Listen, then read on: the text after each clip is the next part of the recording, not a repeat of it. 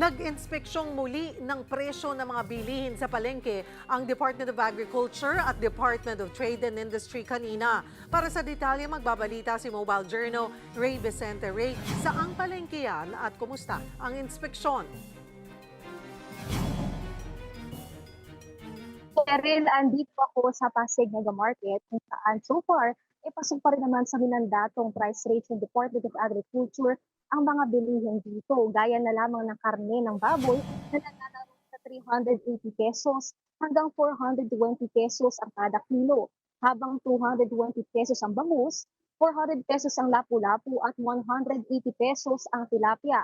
Samantala ay napansin naman ang pagtaas ng karot sa 160 pesos. Kaya pag-aaralan daw ng DA ang price cap nitong ng 100 pesos.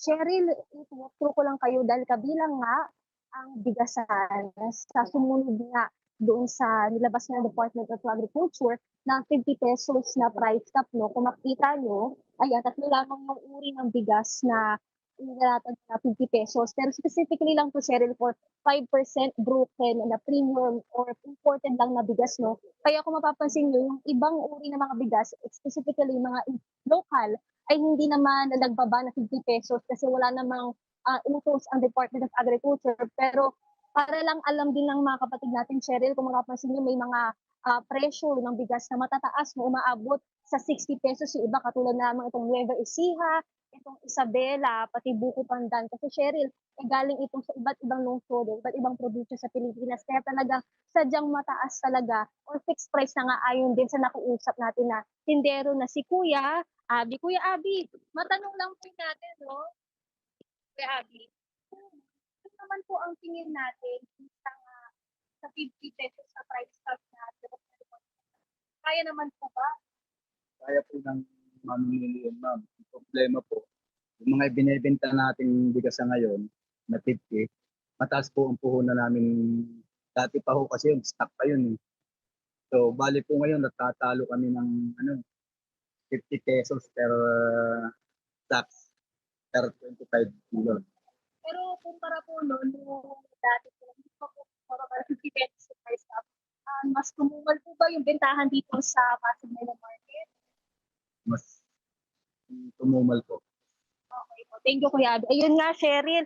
At banggitin ko lang din, Cheryl, no, bagaman nga walang inilabas na notice ang itong Department of Agriculture pati Department of Trade Industry. Kanina, Cheryl, kung makikita nyo sa akin likuran, may mga ilang sarado na natindahan ng mga bigasan, no? Kasi merong isa dyan na isang store na pinapatignan dahil mismo lang imported daw kasi yung bigas doon na nakalagay sa signage is local.